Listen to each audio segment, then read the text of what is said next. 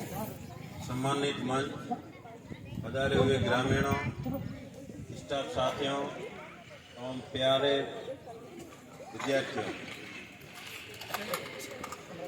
आज का भव्य एवं सुंदर कार्यक्रम जिसमें हमें आपने आमंत्रित किया, इसके लिए धन्यवाद।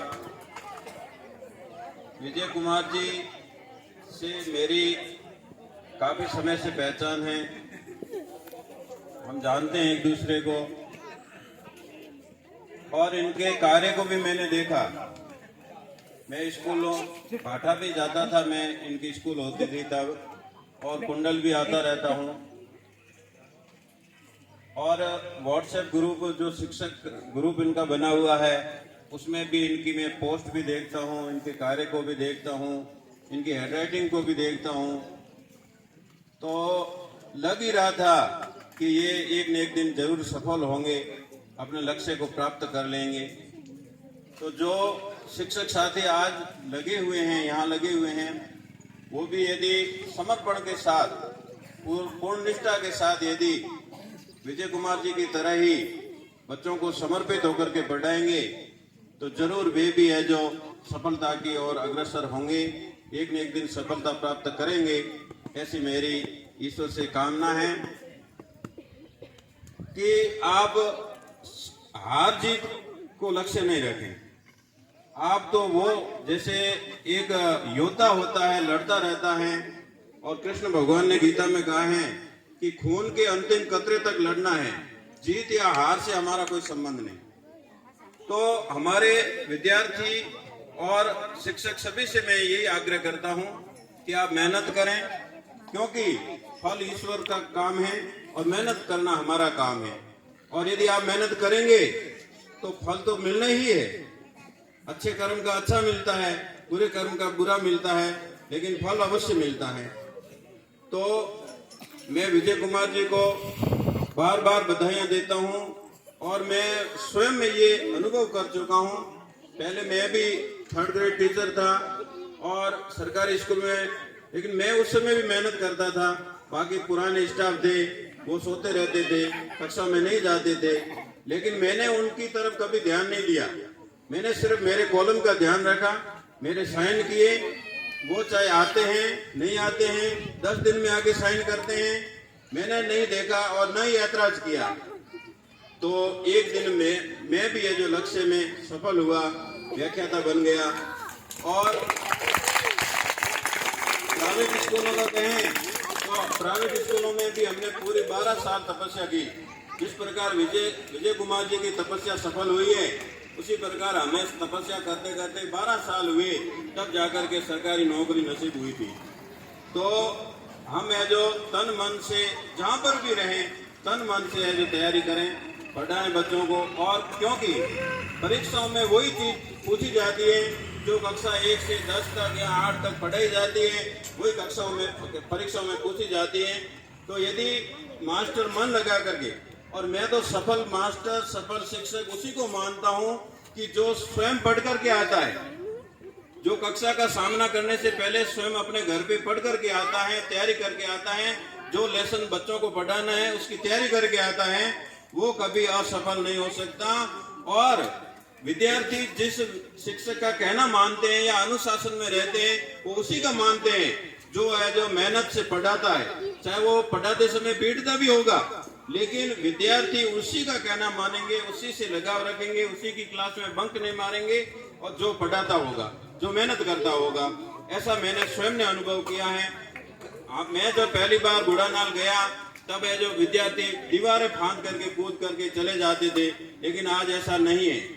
आज है जो पहली कक्षा का बच्चा भी पूछ के ही बाहर निकलता है, और 12वीं का बच्चा भी पूछ के ही बाहर निकलता है, क्योंकि हम है जो मेहनत करेंगे तो बच्चे अवश्य हमारा मानेंगे। हमने क्या है सोच लिया, ए तो मोने है कोने ननो ने मैं कहूँ कहनो, इस प्रकार हमने विचार कर लिया, तो फिर वो नहीं मानेंगे। लेकिन हम प्रयास करें, मेहनत करें, तो जरूर ये जो मानेंगे।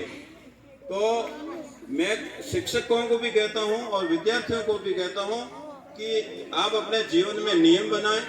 जिस प्रकार विजय कुमार जी सफल हुए हैं, तो इनका भी जीवन का नियम रहा होगा उन नियमों को आपने देखा भी है, 5 साल आपके साथ भी रहे हैं। हमने तो आते जाते ही हम मिले हैं इनसे, इनके व्यवहार को दूर से देखा है, आपने इनको नजदीक से है जो पढ़ा है, अध्ययन किया है। तो आप यदि जीवन में नियम बनाते हैं, पहला नियम है कि आप सुबह जल्दी उठें, 5 बजे उठें। कई पूरी दुनिया 7 बजे उठती है, और यदि आप 5 बजे उठते हैं तो 2 घंटे अतिरिक्त आपको काम के मिल जाते हैं। चाहे शिक्षक हो चाहे विद्यार्थी, ये दोनों पर नियम लागू होता है। ऐसा नहीं कि विद्यार्थी को जल्दी उठना है, मास्टर तो बाद में उठेगा, ऐसा नहीं। विद्यार्थी से पहले मास्टर उठेगा, तभी विद्यार्थी उठेंगे। जो भी कार्य हम आदेश देते हैं, आदेश यदि हम स्वयं फॉलो नहीं करते तो सामने वाला भी नहीं करेगा। कई जगह लिखा होगा, कोटेशन आपने देखे होंगे, निज पर शासन फिर अनुशासन, यानी कि हमारे स्वयं पर शासन नहीं है, हमारा खुद का नियंत्रण नहीं है, तो दूसरों पर हम नियंत्रण नहीं कर सकते। और दूसरा जो सफल होने का साधन है या मंत्र है, वो कृष्ण भगवान ने गीता में बताया है, निरंतर और नियमित। कि नियमित रूप से 5 बजे, ऐसे नहीं कि एक दिन उठ गए, ऐसे नहीं, नियमित रूप से आप उठें, नियमानुसार उठें, नियमानुसार स्कूल आए, नियमानुसार विद्यालय की यूनिफॉर्म में आए, और जो मास्टर का कहना माने, वो तो है नियमित। और निरंतर का मतलब हमेशा, कि एक दिन आए 4 दिन नहीं आए, तो फिर है जो किस प्रकार आपको है जो सफल बना सकते हैं। और अपने यहाँ चुटकुले चलते ना कि मार से पूछो काले क्यों नहीं आए हो, तो कैसे आया उन्होंने कलेक्टर बनाया रहा कहूं मुरियो बुला रहे। तो इस प्रकार हम करते हैं, नियमित आए, निरंतर आए तो कलेक्टर भी बनेंगे। एक दिन में कलेक्टर नहीं बनता, बार बार अभ्यास करना पड़ता है, तब जाकर के कलेक्टर बनते हैं। कलेक्टर ऐसे ही थोड़ी बनते हैं, तो कलेक्टर बनने के लिए प्रयास करना पड़ता है, अभ्यास करना पड़ता है। अभ्यास और वैराग्य, अभ्यास का मतलब है मेहनत करना, और वैराग्य का मतलब है नींद को छोड़ना, कि सुबह बिस्तर अच्छा लगता है ठंड में, उसको छोड़ना, अपने घर माँ बाप को छोड़ करके विद्यालय आना, और हमारे सारे सुख के जितने भी साधन है, टीवी देखना, मोबाइल देखना, इन सभी को छोड़ना, ये है वैराग्य। अभ्यास और वैराग्य के द्वारा सफलता प्राप्त करते हैं, और विजय कुमार जी ने भी इसी तरीके से प्राप्त किए हैं। तो आप भी उसमें संलग्न हो जाएं, लग जाएं, तो आप भी है जो सफलता प्राप्त करेंगे। और मैं अब विद्यार्थियों को ही कहना चाहता हूं कि ये जो आप अपने माता पिता, जो भी आपके स्कूल के अंदर घटना घटित होती हैं, मैं एक पीओ होने के नाते बात कर रहा हूं। वैसे मैं आपके यहाँ का पीओ नहीं हूं, मैं घोड़ानाल का पीओ हूं, आपके पीओ सर चले गए हैं। फिर भी मैं आपको हिदायत देता हूं, जो विद्यार्थी, वैसे प्राइवेट स्कूलों में इतना नहीं होता होगा आपके यहाँ, लेकिन जो ये मैडम लगी हुई है यहाँ आपके, ये सरकारी विद्यालय से पढ़ के आई हैं, और कई लड़कियां वहां पढ़ रही हैं, स्कूल की यूनिफॉर्म दिख रही है सरकारी की। तो आप है जो आपके साथ में यदि अच्छी घटना घटित होती है, तो भी पिताजी को बताएं कि सर ने ये मुझे पढ़ाया, अच्छा बताया, अच्छी कहानी बताई, अच्छा सबक सिखाया। और यदि रास्ते में आते वक्त यदि आपके साथ में कोई दुर्व्यवहार करता है, आपका रास्ता रोकने की कोशिश करता है, या आपको घूरता है, आपको सिखाया गया होगा आत्मरक्षा की ट्रेनिंग में, लड़कियों को ये मैडम ये भी ट्रेनिंग लेके आई होगी, कि आपको यदि कोई लगातार 13 सेकंड भी घूरता है, तो है जो आप उसको नोटिस करें और माता पिता को बताएं। शर्म आ रही हो तो आपकी मैडमें लगी हुई है, इनको बताएं, या जो भी जिस पर भी आप विश्वास करते हैं उस शिक्षक को बताएं। गुड टच बैड टच भी आपको सिखाया गया होगा, नहीं सिखाया है तो पीओ सर से मैं निवेदन करूंगा कि जो मैडम ट्रेनिंग लेके आई हो उसको इस विद्यालय में एक दिन के लिए भेजा जाए, और उनको बताया जाए गुड टच बैड टच का मतलब है अच्छा स्पर्श और बुरा स्पर्श।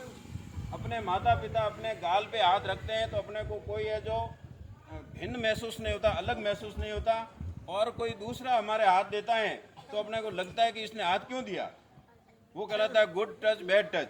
यदि माता पिता के अलावा कोई भी, चाहे रिश्तेदार भी क्यों ना है, आपके यदि हाथ लगाता है तो आप उसको नोटिस करें, और यदि आपको उसको बुरा लग रहा है आपको कि इसको मुझे नहीं छूना चाहिए था, क्यों छुआ इसने मुझे, तो आप है जो अपने पिताजी को, माता को या अपने गुरुजनों को अवश्य बताएं कि इस प्रकार मेरे साथ व्यवहार हुआ।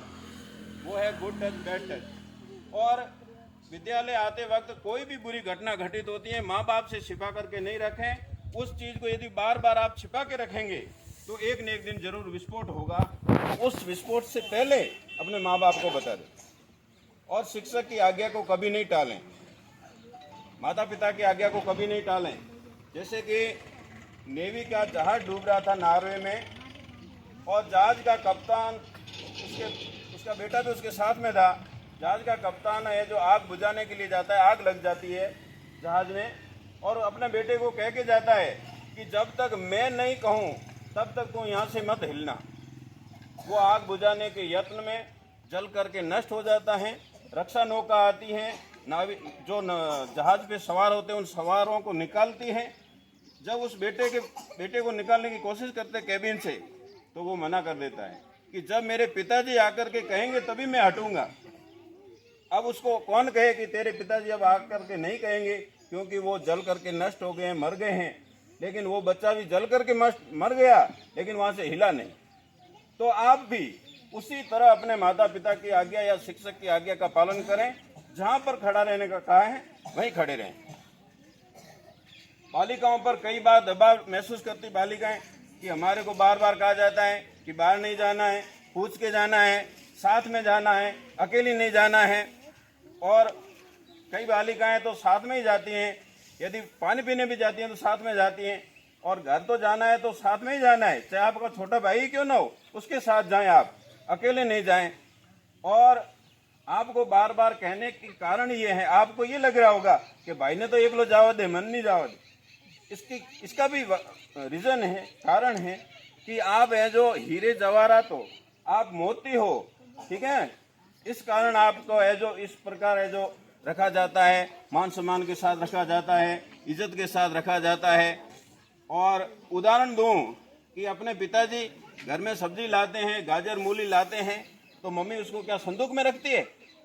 कहाँ रखती है बताओ? रसोई में रख देती है, बाहर रख देती है, ठीक है ना।